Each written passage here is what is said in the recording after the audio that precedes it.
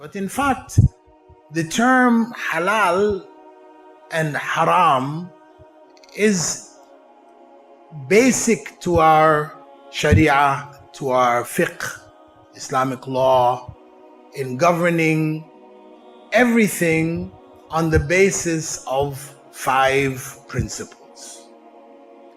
These 5 principles, 4 of them come under the category of halal and 1 under the category of haram. The 4 which are halal, I'm sure you've all heard about them. The first is wajib, or sometimes called fard. The second is mustahab, also called mandub, also called sunnah. The third is mubah, and the fourth is makruh. All of these are under the general heading of halal. They represent what is obligatory, what has been commanded by Allah and His Messenger, what has been recommended, what has not been commanded, recommended, disliked, or forbidden, but remain in a neutral category. Mubah. You can do it, not do it, no problem, there's no reward. It's just a neutral category. And then there is makruh, that which is disliked. Disliked not because the Prophet ﷺ personally disliked it, because there are things which he disliked which are not considered to be makruh.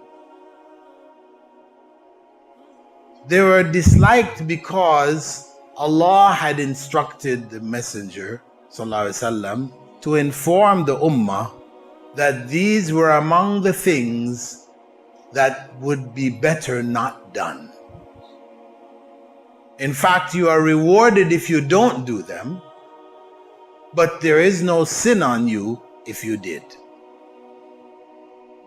Okay? So from a reward and sin or punishment perspective, we could say the fard is obligatory. If you do it, you are rewarded.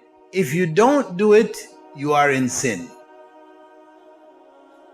The second, mustahab, if you do it, you are rewarded. If you don't do it, there is no sin. Mubah, if you do or you don't do it, 0, nothing, for or against you. But every mubah thing could be turned into something which is rewardable, and it is something which could be done in such a way that it becomes sinful, depending on intentions, when you do it, how you do it, where you do it. You know, it can shift that category, that neutral category, into something which is in fact disliked or forbidden, etc.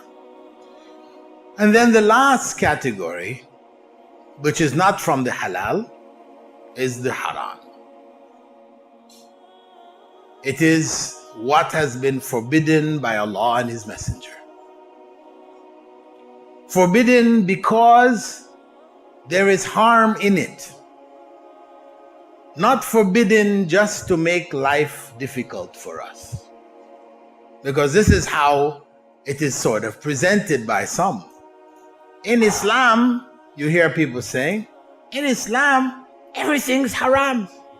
Everywhere you turn is haram, haram, it's just haram, haram. But this is not true at all. What is haram, what is forbidden, is a fraction. A fraction. What is halal is huge. So you find in the Quran that when Allah talks about the haram things, or the Prophet ﷺ, he speaks about the haram things, he identifies them specifically. Whereas when he talks about the halal, when Allah talks or Prophet ﷺ talks, they would say everything other than that. That's huge. Everything other than that is halal. Just like the Garden of Eden. In the garden, there were many trees. It wasn't just one tree in the garden and Allah said, don't eat that from that tree. The garden was filled with trees. But only one tree was specified not to be eaten. And that is the symbol or symbolism of halal and haram. The symbolism of halal and haram. That the haram is only a fraction,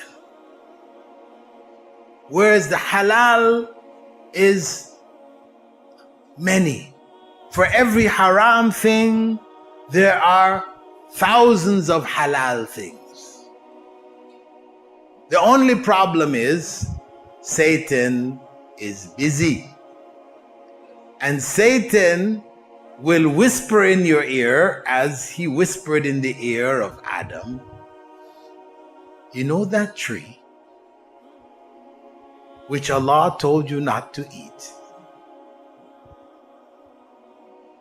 It is the tree of eternal life. He gave it a name. Allah never called it the tree of eternal life.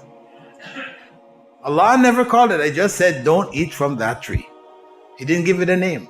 Satan gave it a name, an attractive name, and he called it the tree of eternal life.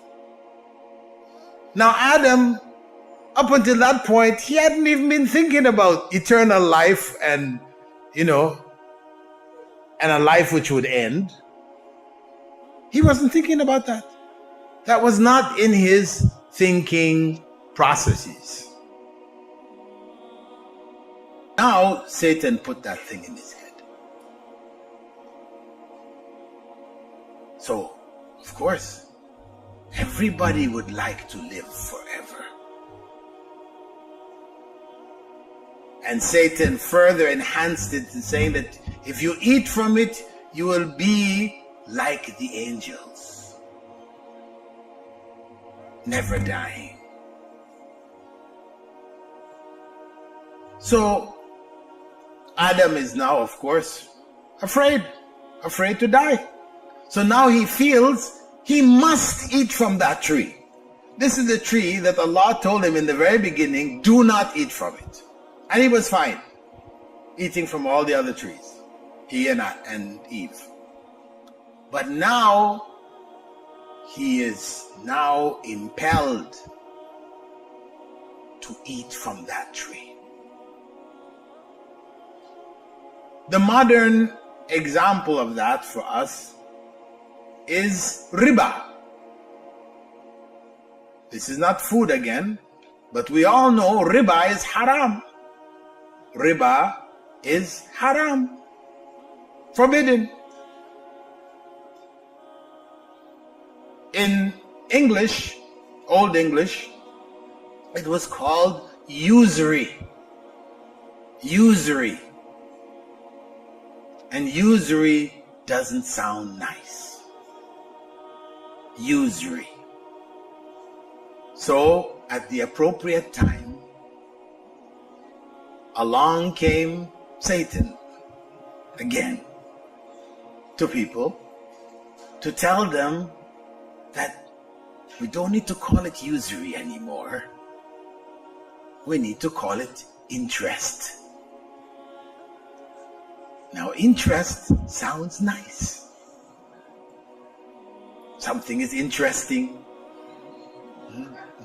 It is in your interest to do this. That's very attractive now. Interest. Everybody wants to do what's interesting and in your interest. So now, The whole world is drowning in interest. After a time, you go back, 500 years, 600 years, then interest was forbidden. The only people who were dealing with it were the Jews. And the Jews were actually told in their book, in the Torah, they were told not to take interest. Allah told them, don't take interest. But as Allah said, they changed the book with their own hands. So the text which says, do not take interest, was modified to say, do not take interest from your brethren. From your brethren. They inserted this term. Do not take interest from your brethren. Meaning what? You don't take interest from fellow Jews. They're your brethren. But for those who are not Jews, the name they use for the rest of us is Goyim. We are the Goyim, Goyem. It is permissible for you to take interest from the Goyim. Not from the Jews, but okay, from the Goyim. They changed the book. But even though they were practicing it, they were doing it, the rest of Europe, they saw it as evil. They understood from the commandments that it should not be done. So you find stories written, Shakespeare, The Merchant of Venice is about that evil Jewish moneylender wanting his pound of flesh. So they were always looked down upon. They would be operating in the dark corners of the society and the ghettos, and they would stay out of people's way. Eventually, they were able to come to the forefront when the King of England ran out of money. He needed some money he broke away from the Holy Roman Empire, broke ties with the Pope, created his own church, the Anglican Church, and he needed finance. Now he had broken away. The Jewish moneylenders came to him, and they made loans attractive because he needed the money. And the rest is history. The rest is history. So, the halal and the haram are basic principles governing everything in Islam. As the Prophet ﷺ had said, Al-halalu bayyin wal-haramu bayyin. The halal is clear and the haram is clear. But he went on to say that between them there are gray areas which are confusing for most people. Whoever avoids the gray areas has protected his honor, her honor, and their deen and their religion. And whoever falls into the gray areas will eventually fall into haram. And then he gave a simile that it was like shepherds grazing their sheep near the boundary of the ruler, the king. He has his area, which has a boundary, and the gray area is like that boundary. People who come close to it, those who take their sheep close to the boundary to eat, because this plenty other places to eat. But now when you go close to that boundary, eventually one will jump over and be in there. Maybe you'll get it back. Another time one jumps over and you see nothing happens, then you leave it. Then another, and then another, and then all of a sudden you're over there grazing in the lands of the king. That is the nature of human beings and human society. So, we understand when we look at the halal and the haram that, as I said, these were not arbitrary labels which Allah put on things. They had to do with what was beneficial and what was harmful. We see that in 95% of what has been labeled haram in Islam. When you look at 95% of what has been labeled haram, you will see that it is harmful. Harmful to the majority of people. Their society, their families, their religion, their mind, their health. One way or another, it is harmful. So it is not an arbitrary label. There is a 5% that we cannot see the obvious harm.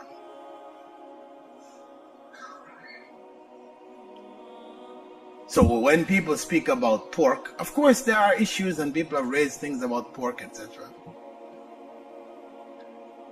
You know, people think, oh, pork is nasty, it's this, it's that, the other. Well, let me tell you that I, as a non-Muslim, ate pork and it tasted good. It wasn't nasty. Maybe the pig on the farm is nasty, but when it comes as pork chops, it was tasting good. Okay. So, obvious harm from pork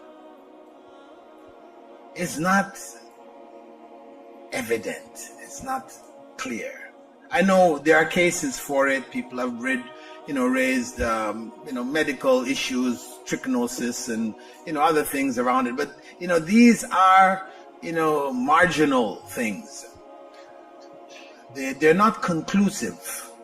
I mean, they do show that the pig does seem to have a propensity to filth. But we can say that the harm is not clearly evident. Otherwise, there would be more people giving up pork, like they gave up cigarettes. Initially, the harm wasn't clear. Some people were speaking about it from early times. But eventually, the body of scientific evidence built until there was no doubt that smoking was harmful. So for us as Muslims, it became haram. Because whatever is harmful from the Islamic perspective, is going to harm you, then it becomes haram.